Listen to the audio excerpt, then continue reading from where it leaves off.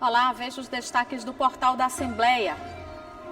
Deputados estaduais debatem sobre o fortalecimento do movimento de pessoas vítimas de barragens e também sobre a terceira edição do Assembleia em Ação durante a sessão plenária desta terça-feira.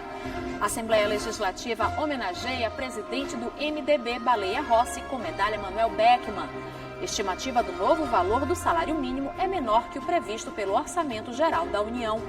No quadro Sala de Entrevista, um bate-papo com a secretária adjunta da pessoa física da pessoa com deficiência. E mais, no Dia Internacional de Luta pelos Direitos da Pessoa com Deficiência, você vai ver uma reportagem especial com histórias de superação. É agora no portal da Assembleia.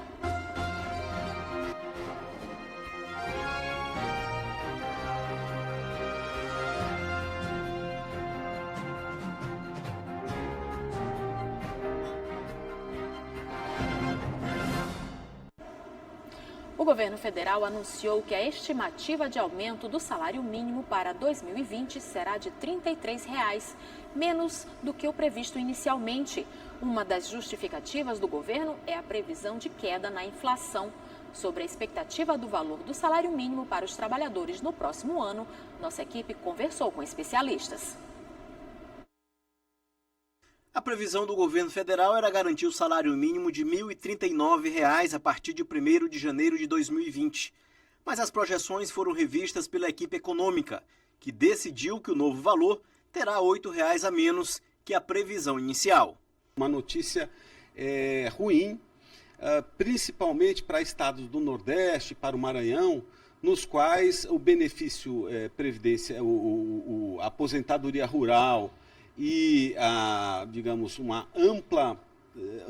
ampla parcela dos trabalhadores do comércio, da construção civil e de outros setores recebem um salário mínimo. Então, nós vamos ter um impacto negativo na formação de renda aqui no Maranhão.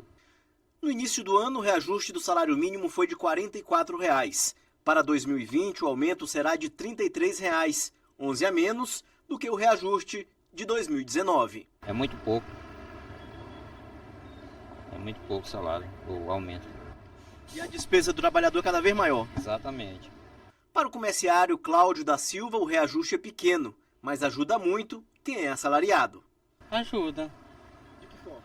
De que forma? A pessoa se controlar melhor, a pagar suas dívidas melhor, entendeu? A ter mais poder de compra, e todas essas coisas. De acordo com o presidente do Sindicato dos Trabalhadores no Serviço Público do Maranhão, pouco mais de 5.000 servidores estaduais que não fizeram adesão ao plano de cargos, carreiras e vencimentos do Executivo têm o salário reajustado de acordo com o aumento no mínimo nacional estabelecido pelo governo federal. Hoje o governo federal não está reajustando o salário com ganhos reais, está apenas repassando o valor da inflação do período que é de 2019, de acordo com a projeção do NPC para 2019. O salário é pequeno, mas faz diferença na renda de muita gente que ainda tem no salário mínimo a única fonte de renda familiar. Eu estimo que o impacto aqui é que com essa redução de R$ 8,00 no reajuste, nós vamos ter uma perda aqui de uns 100 milhões de reais de renda que poderia estar girando no estado do Maranhão, principalmente nos setores mais pobres e no setor rural, né? Então tem um impacto negativo. Não resolve muito, porque normalmente a inflação aumenta de tudo, né? Principalmente a cesta básica aumenta também, né? Quando aumenta o salário mínimo. Mas a gente tem que aumentar, né? Fazer o que? Se pudesse ser maior, né? De acordo com os dados divulgados pela Secretaria de Estado da Segurança Pública, houve redução de 85% nas notificações de homicídios na Grande São Luís no mês de novembro, se comparado ao mesmo período em 2014. De acordo com o governador Flávio Dino, a queda no número de homicídios na região metropolitana de São Luís é o resultado de investimentos na área de segurança pública, que incluem a posse de novos 180 policiais no mês de outubro. Hoje, os deputados estaduais debateram sobre a necessidade do fortalecimento do movimento de pessoas vítimas de barragens e também sobre a terceira edição do Assembleia em Ação, que vai acontecer em Trizidela do Vale. O repórter Joelson Braga tem mais informações. Boa tarde, Joelson. Olá, boa tarde a você, boa tarde a todos que nos assistem. E na sessão plenária desta terça-feira, durante o pequeno expediente, o deputado Adelmo Soares fez um pronunciamento chamando a atenção para reforçar o movimento das pessoas que são atingidas por barragens. O deputado falou que, neste caso, prevenir é muito melhor do que remediar. É claro, o MAB é o Movimento Nacional dos Atingidos por Barragens, que está no Maranhão, principalmente na região da bacia hidrográfica do Rio Parnaíba, e que vem uma atuação muito forte para dar assistência a essas famílias. E que às vezes as pessoas, nós imaginamos que a gente só pode ir atrás depois que acontece um episódio de tragédia. Pelo contrário, nós temos que evitar as tragédias. E o MAB é exatamente isso. O MAB tem fortalecido bastante, tem entrado na pauta de discussão com o governo federal, com o governo do estado, de vários estados do Nordeste. E nós fizemos um pronunciamento para chamar a atenção do fortalecimento do MAB, para que ele possa ajudar ainda mais as pessoas que são atingidas por barragens, para que a gente possa dar uma condição de vida melhor para as pessoas. E ainda na sessão desta terça-feira, o deputado Vinícius Louro fez um pronunciamento repercutindo mais uma edição do Assembleia em Ação, que dessa vez será realizado na cidade de Trizidela do Vale. Eu conversei com o parlamentar. Quero parabenizar o nosso presidente Otelino Neto, que vem fazendo um grande trabalho à frente da Assembleia Legislativa. A Assembleia em Ação já tem percorrido algumas cidades no estado do Maranhão, como Esperantinópolis, Balsas, Timon e agora Trizidela do Vale. Nós fizemos esse requerimento, esse pedido ao presidente e graças a Deus fomos atendidos, porque é muito bom levar a Assembleia lá nas bases, levar a Assembleia nas bases. E na sessão de hoje foi aprovado um requerimento que pedia a urgência na tramitação da LOA, a Lei Orçamentária Anual, que já está aqui na Assembleia Legislativa. O deputado Carlinhos Florencio, que é o presidente da Comissão de Orçamento aqui da Assembleia Legislativa, inclusive anunciou que a partir de hoje, terça-feira, está aberto o período para que os parlamentares possam fazer emenda ao orçamento. E o deputado Otelino Neto anunciou que provavelmente no dia 11, ela anunciou a data, na verdade, e deixou a critério para uma negociação com os parlamentares que no dia 11 possa ser votado a LOA aqui no plenário da Assembleia Legislativa. Joelson Braga, para a TV Assembleia. O ex-presidente da Assembleia Legislativa, Celso Coutinho, foi condecorado com a Medalha do Mérito Legislativo durante sessão solene no Parlamento. A iniciativa foi do presidente da Alema, deputado Otelino Neto, e do deputado Edivaldo Holanda. O presidente da Assembleia Legislativa, deputado Otelino Neto, participou da homenagem ao ex-deputado e ex-presidente da Alema, Celso Coutinho. A iniciativa da homenagem com a Medalha do Mérito Legislativo foi do próprio presidente Otelino Neto e do deputado Edivaldo Holanda. O doutor Celso Coutinho, além de ter sido deputado, presidente desta casa, foi prefeito da cidade de Guimarães, tem uma longa trajetória de serviços prestados ao Estado. E hoje, ele já afastado da vida político-partidária, mas essa medalha é uma referência à história dele de dedicação ao Maranhão. Celso Coutinho nasceu na cidade de Guimarães, litoral ocidental maranhense, e iniciou a vida pública ainda na juventude. Participou do movimento estudantil, foi prefeito da cidade natal por 2 vezes, eleito 4 vezes para o cargo de deputado estadual, chegando à presidência da Casa Parlamentar em 1984. Coutinho falou da sua trajetória política e agradeceu o reconhecimento. Eu nunca me afastei da política, principalmente da Assembleia Legislativa. Eu estou profundamente feliz, alegre, contente e honrado com essa vinda até aqui, recebendo essa honraria. Cercado de amigos, familiares e colegas de parlamento, quando da sua passagem pela Assembleia Legislativa, Celso Coutinho foi muito saudado e o plenário ficou cheio para a sessão solene. O também ex-presidente do Parlamento Estadual, Manuel Ribeiro, destacou as qualidades do amigo. Celso Coutinho é um homem que tem trabalhado por esse Maranhão, foi presidente desta casa, onde ele levou o nome desta casa, e foi um grande deputado. Tem serviço prestado para o Maranhão e particularmente a Guimarães, onde foi prefeito várias vezes daquele município. E veja, no próximo bloco, a Assembleia Legislativa homenageia também o presidente do MDB, Baleia Rossi, com medalha Manuel Beckmann. E ainda uma reportagem especial em homenagem ao Dia Internacional da Pessoa com Deficiência. A gente volta já.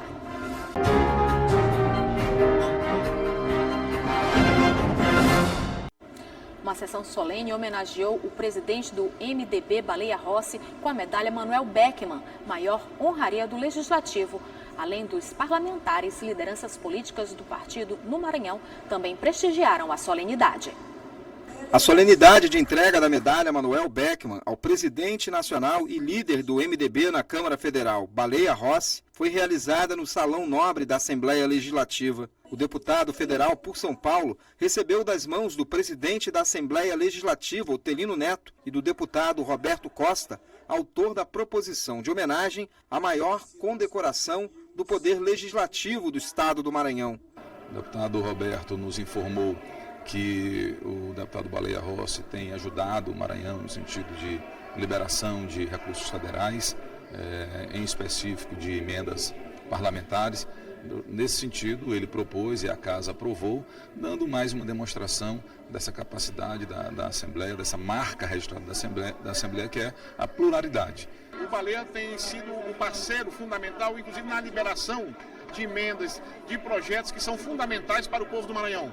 Então essa homenagem não é apenas do deputado Roberto Costa, mas acima de tudo da Assembleia Legislativa, que representa todo o sentimento do povo do Maranhão, por reconhecer no Baleia um parceiro fundamental nas transformações que o Maranhão também vive. O vice-presidente da Assembleia, Glaubert Cutrim, e o deputado Neto Evangelista também participaram da cerimônia. O Maranhão faz um gesto a um homem público importante no cenário nacional, para que o Estado, inclusive, tenha condições de amanhã estar dentro do Congresso Nacional pleiteando situações importantes para o nosso Estado, contar com o apoio daqueles que são reconhecidos pelo Maranhão.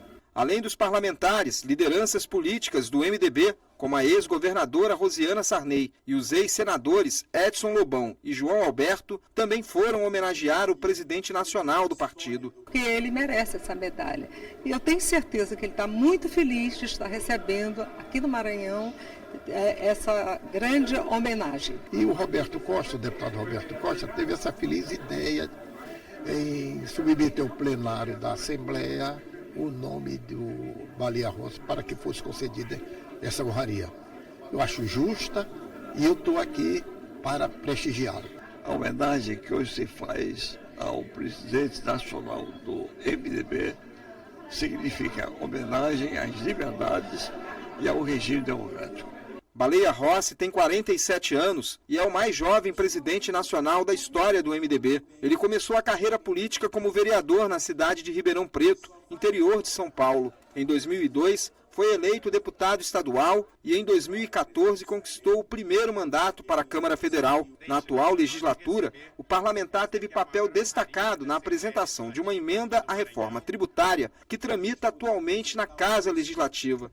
Olha, eu fico extremamente feliz como deputado federal, líder do MDB na Câmara e presidente nacional de receber esta que é a maior honraria da Assembleia Legislativa aqui do Maranhão para alguém que não teve a honra de nascer nesse estado. Tenho a certeza que o nosso compromisso, ele é com a democracia, que é uma bandeira clara do nosso MDB, com as liberdades individuais e liberdade de imprensa, mas também com as causas pontuais aqui do povo de Maranhão.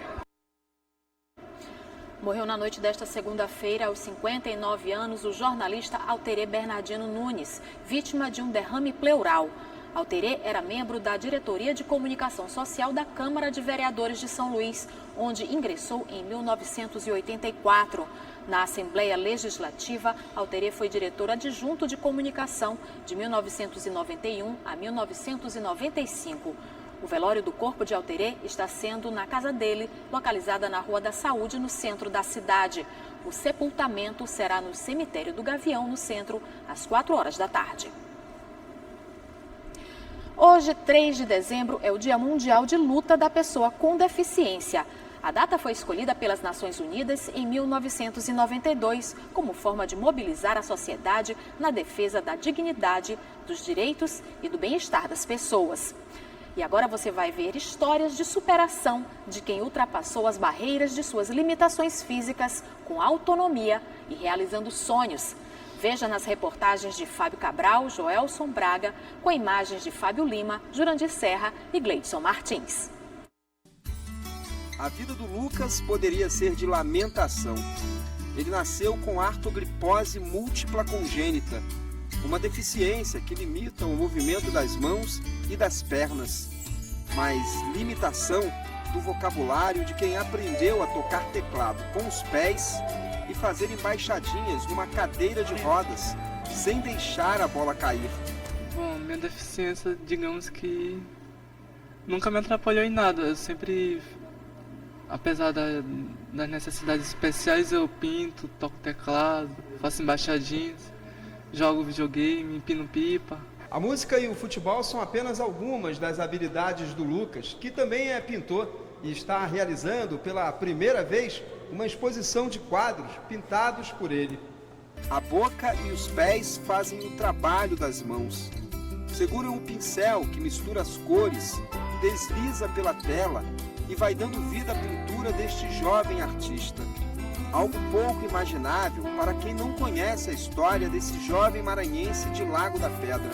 Jamais imaginei que uma pessoa que, na verdade, tem todas as dificuldades para não fazer todo esse trabalho belíssimo, né? Consegue fazer coisas que nós, que estamos aqui, digamos assim, inteiros, né?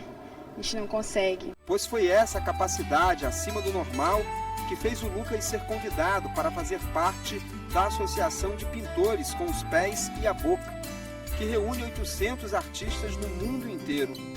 E pensar que tudo começou quando ele tinha apenas 3 anos de idade e viu outras crianças participando de uma oficina de pintura. E ele olhando as crianças pintando, ele pediu, né, para pintar. E aí eu fiquei assim naquela curiosidade, como fazer? Mas para não dizer não, como pai, né, qualquer pai, eu coloquei ele no chão, coloquei a cartolina, tudo, e ele sentou. Aí de repente aquela ação social toda foi parada para apreciar aquele momento com ele, porque ele começou a desenvolver uma técnica bem assim, bonita, começou a criar uma arte com os pés, e isso, quando ele chegou em casa, devido às pessoas estar fotografando e tal, ele ficou muito empolgado, ele disse, pai, eu quero pintar. O seu Messias não pensou 2 vezes, apoiou o desejo do filho, que hoje está expondo parte do resultado de anos de trabalho. O acervo criado pelo jovem artista, estudante de design, também conta com a ajuda de amigos na hora da divulgação. A gente não pode deixar de estender a mão sempre quando a gente pode. E uma das formas que nós encontramos para dar essa mão ao Lucas é estar divulgando, compartilhando no Instagram, no Facebook, no WhatsApp, no nosso hall de amigos, para que o trabalho dele alcance o maior número de pessoas. Alcançar pessoas, ser inspiração, é também um desejo do Lucas. Bom, eu desejo trazer mais inspiração para as pessoas, como idosos, crianças, adolescentes, pessoas com necessidades especiais, que a gente está vivendo um país que olha para a pessoa com necessidade especial e não dá muita importância. E para atingir esse objetivo, mais do que pés, mãos, bocas, é preciso agir com o coração. Eu amo fazer tudo que eu faço, eu amo muito, muito mesmo. E tudo que eu faço é com a maior alegria do mundo. Limitação, desafio, superação. Palavras que também fazem parte de outra história que o repórter Joelson Braga conta para a gente.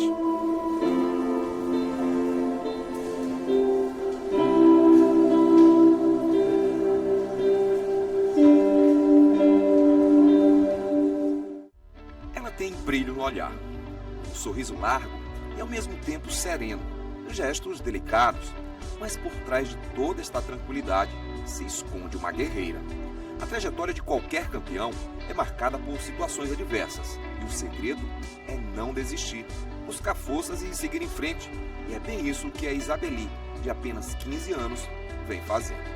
Ela nasceu com uma deficiência congênita chamada de artrogripose, que ocasiona a má formação dos membros inferiores.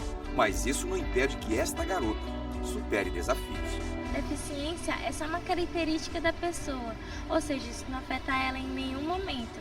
Até porque o obstáculo é a gente que faz e a gente que passa por ele. Ela é estudante do 1º ano do curso técnico em Química do Instituto Federal do Maranhão, IFMA, no campus do Monte Castelo. E todos estes troféus e medalhas vêm de competições esportivas como natação, tênis de mesa, kitesurf adaptado, corrida corrida, canoagem, rapel e jiu-jitsu. Além disso, ela ainda é palestrante, modelo, toca violino, guitarra e violão. Haja tempo para tudo isso. Eu vou levar esse currículo no meu bolso, porque eu quero ser médica, pediatra e cirurgião. O pai da Isabeli é o grande incentivador e desde cedo mostrou para a filha que até o impossível pode ser mudado. Para ela não existe dificuldade, né? Acredito eu, que até como ela repassou para vocês. E foi ensinado a ela que não existe obstáculo, né? Então todo obstáculo tem que ser sobreposto na vida, tem que ser conquistado. Ou com um pouquinho de dificuldade ou não, mas tem que ser passado por cima para chegar onde quer. O Glauber me contou ainda que há alguns anos ele era sedentário, estava acima do peso e de tanto praticar esportes ao lado da filha, mudou de vida. Fui começando a mudar a minha rotina de vida. E aí fiz uma dieta radical, tudo correto como manda o papel, com o nutricionista, com tudo. Perdi toda a gordura que tinha e fui me adequando para poder chegar no objetivo, né? Que era nos 80 quilos. E hoje sem acompanha gordura ela também, quando ela está praticando, você aproveita. E inclusive acompanho, né? Acompanho na natação, acompanho na corrida. Quando ela corre, eu vou do lado dela.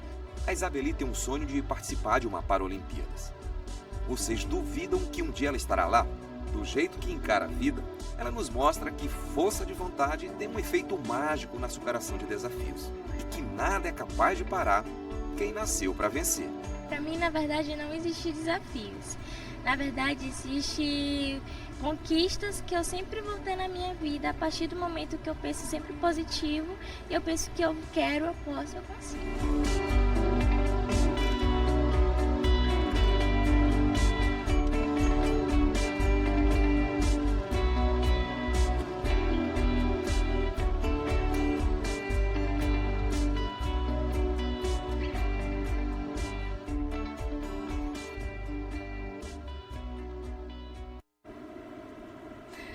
E veja no próximo bloco, no quadro Sala de Entrevista, um bate-papo com a secretária adjunta de Promoção dos Direitos da Pessoa com Deficiência, Beatriz de Carvalho Silva. O portal volta já.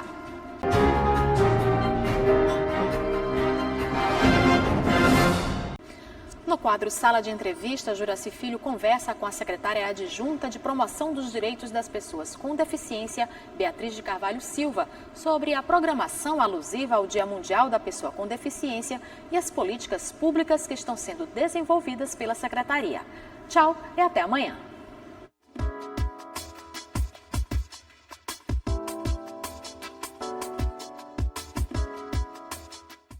Olá, boa tarde, seja bem-vindo ao quadro Sala de Entrevista do portal da TV Assembleia. Ter a sua audiência para nós é motivo de imensa satisfação e prazer. A ONU, a Organização das Nações Unidas, instituiu o dia 3 de dezembro como o Dia da Deficiência Internacional. E nesse dia, é claro, uma série de atividades acontece no mundo inteiro. O estado do Maranhão já tem uma série de atividades que estão acontecendo e continuarão a acontecer. Recebo hoje aqui no quadro Sala de Entrevista a secretária adjunta da SEDPOP, a Secretaria de Direitos Humanos e Participação Popular, Beatriz de Carvalho Silva, para a gente falar um pouco sobre esse trabalho desenvolvido. Primeiro dizer que é uma satisfação recebê-la aqui no quadro Sala de Entrevista. Obrigada, a satisfação é nossa e agradecer à TV Assembleia por pautar esse tema que diz respeito a um segmento bem grande da população brasileira. Cerca de 24,8% da população brasileira tem algum tipo de deficiência, é muita gente. E falar dessa semana inteira que envolve várias atividades, isso diz respeito a toda a população. Secretária, dia 30 nós vamos ter um momento marcante, né, em relação a essa semana que a senhora falou e o momento que antecede também. Inclusive, a senhora vai ser homenageada em Recife, né, também. pelo trabalho desenvolvido aqui no estado do Maranhão com as pessoas com deficiência. Exato. Juraci, aqui no Maranhão e em todos os lugares, como você bem falou, até fora do Brasil, várias atividades acontecem nesse período. Nós temos aqui uma atividade marcada para o dia 3 de dezembro, no auditório da Biblioteca Pública, às 17 horas, que é o lançamento de um Biblioteca Benedito projeto Leite? Da Biblioteca Benedito Leite. É o lançamento de um projeto que vai, durante todo o ano de 2020, discutir temáticas voltadas para as questões que envolvem a política e a vida das pessoas com deficiência. Então nós vamos fazer uma série de discussões durante todo o ano e a gente vai estar fazendo o lançamento dessa atividade no dia 3 de dezembro. Também nós vamos estar... O dia 3 de dezembro, vários segmentos entre o movimento realizam suas atividades. O Fórum de Entidades de Pessoa com Deficiência também vai realizar atividades nesse dia, vai fazer uma caminhada pela Rua Grande, experimentar a acessibilidade que foi feita lá na Rua Grande.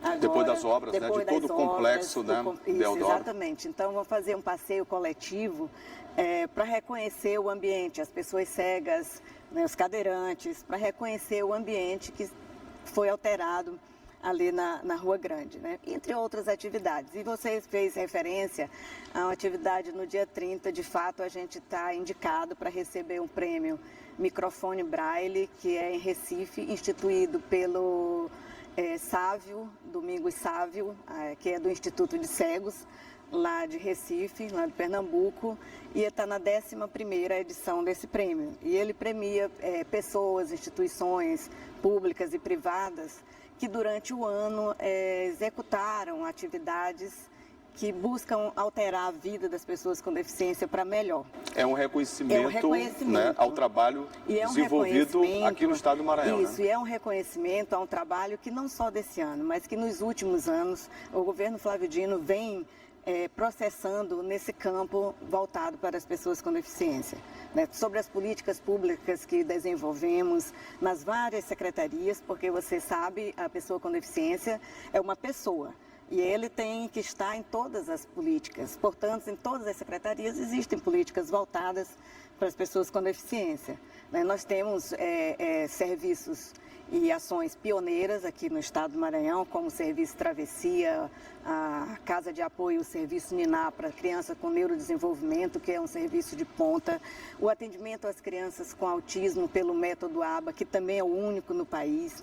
Nós temos vários avanços processados durante esse período e que foi observado por esse grupo lá do Pernambuco, e por isso eles nos indicaram e a gente espera. E é interessante, secretária adjunta, porque demonstra, né, o caminho que vem sendo percorrido, né, pelo estado do Maranhão, já que a senhora citou anteriormente, são quase 30% da população, né, que tem algum tipo de deficiência. Quer dizer, essa visibilidade através das políticas públicas, elas são necessárias a todo instante, né? Exato. E essa perspectiva, por exemplo, que atualmente é trabalhada a política da pessoa com deficiência aqui no Maranhão, apesar de estamos atualmente num momento que a gente poderia dizer que de alguns retrocessos, mesmo nessa política, nós aqui no Maranhão conseguimos manter ela na linha do que vinha sendo processado há algum tempo, que é a política da pessoa com deficiência está no viés dos direitos humanos. Né? Nós estamos dentro da Secretaria de Direitos Humanos para poder fazer toda essa articulação de que as pessoas sejam tratadas lá na saúde, na educação, no esporte, lazer, na cultura. E desta forma o leque se estende maior, né? Exatamente. Então a gente fazer toda essa transversalidade dentro das políticas para que ela possa, de forma mais efetiva, vamos dizer assim, alterar a vida das pessoas. E também numa demonstração de que todas as pessoas são cidadãos e são tratados dentro dos direitos humanos. E até chamando, secretária, a sociedade de um modo geral a participar, porque dentro das nossas famílias sempre nós temos exemplos claros, né, de pessoas com deficiência. Exato. Né, seja ela qual for. Qual a família brasileira, né, que não tem uma, né, pessoa com deficiência, né? Ou mais cedo ou mais tarde, ou que adquiriu, ou que nasceu, ou que ficou já na fase idosa, que são públicos bem próximos. Então, todos nós temos pessoas com deficiência, né? E eu me vi envolvida com essa política e com a militância há 23 anos, quando a minha filha nasceu com paralisia cerebral, né? Que é quando isso chama a gente mais proximamente. Mas é preciso que a gente perceba que, tanto do ponto de vista das políticas, do ponto de vista dos gestores, dos movimentos sociais, das famílias, a gente não precisa querer um mundo para todos, e nesse para todos estão incluídas as pessoas com deficiência, só quando a família da gente está afetada. Ao contrário, a gente não deseja que ninguém tenha, que a gente não precisaria ter na nossa família, uma pessoa com deficiência, para que a gente possa ter um olhar de respeito e de humanidade. E por isso, por exemplo, esse ano de 2019, a ONU está instituindo, trazendo para a temática desse ano a questão do desenvolvimento sustentável, fazendo o link pessoas com deficiência e o desenvolvimento sustentável. Nessa perspectiva de que as pessoas precisam das políticas de direitos humanos, das políticas sustentáveis, para alterar o modo de vida com que historicamente esse segmento foi tratado. Foi tratado com descaso, com invisibilidade, as pessoas tentando negar o fato das pessoas com deficiência serem pessoas produtivas, com diferenças, trabalhadores, profissionais, com indiferença. Né? Claro que a gente tem muito avanço, a gente já pode processar muitos avanços, mas infelizmente ainda hoje há atitudes, principalmente, que querem negar esse direito, essa possibilidade da pessoa com deficiência estar em igualdade com as outras pessoas, de ter uma sociedade equitativa, né? Porque nem sempre a igualdade ela vai suprir a necessidade da pessoa com deficiência, mas a equidade sim. Então é isso que é importante, que a gente precisa estar Pelo menos ela coloca todos no mesmo plano, Exatamente. A igualdade nem sempre. É verdade. Porque se você é menor, eu sou menor do que você, nós não vamos olhar pelo mesmo muro. Mas se me botarem um banquinho... Pelo mesmo prisma, né? Eu vou conseguir chegar Secretária à sua altura. adjunta Beatriz Carvalho Silva, ao instituir, né, o Dia Internacional da Pessoa com Deficiência, para o dia 3 de dezembro, a Assembleia Geral das Nações Unidas, né, a ONU, ela quis, é claro, dar visibilidade, conscientizar, né, chamar a atenção. E a data serve muito mais do que isso, né? Isso, colocar em evidência mesmo todas as políticas que envolvem esse segmento, sobretudo do ponto de vista dos direitos, expresso, inclusive na Convenção Internacional sobre os Direitos da Pessoa com Deficiência, a Convenção da ONU, que ela é tida como lei no Brasil, ela tem força de lei no Brasil, né, desde 98, é recente, mas já temos aí 10, 11 anos de que a Convenção Internacional ela tem força de lei e ela apresenta uma série de garantias para exatamente chegar nesse aspecto que a gente falava, de a gente viver numa sociedade igual para todos, uma sociedade onde todas as pessoas são respeitadas como pessoas. Em termos de transporte, mobilidade urbana, que avanços a senhora destacaria nesses processos de acessibilidade também? Em todos os aspectos, na sociedade brasileira, a gente pode dizer que houveram avanços, né? Não dá para negar, por exemplo, uma luta histórica que pautou várias políticas e que não aconteceu nada. Aconteceram muitas coisas ainda faltam. Acessibilidade, por exemplo, quando a gente fala acessibilidade, a gente lembra logo das barreiras arquitetônicas, das escadas, dos impedimentos, da porta estreita que não passa. Mas as acessibilidades, elas vão além disso. Elas são de todas as ordens, né? Os especialistas, estudiosos atualmente, mensuram em torno de 7 a 8 tipos de acessibilidade, entre as quais a gente que lida com o público e com essa política, nós identificamos a acessibilidade atitudinal como a acessibilidade mais fundamental, porque é a partir dela que todas as outras virão. Seja metodológicas, de comunicação, mesmo as arquitetônicas, elas dependem prioritariamente, primeiramente, da atitude daquele que vai executar, daquele que vai enfrentar e encarar essa possibilidade. Para a gente finalizar essa conversa interessante que a gente está tendo aqui na TV Assembleia, em que patamar se encontra o Estado do Maranhão em relação a esses direitos para a pessoa com deficiência? Olha, por exemplo, até 2015 não tínhamos uma secretaria adjunta que cuidasse especificamente desse público. Nós temos o serviço de transporte para cadeirantes, pessoas cegas, e para as crianças com microcefalia, que é ligada à Agência de Mobilidade Urbana, que é o Serviço Travessia, já em mais de 20 municípios, em São Luís, região metropolitana, em mais de 20 municípios.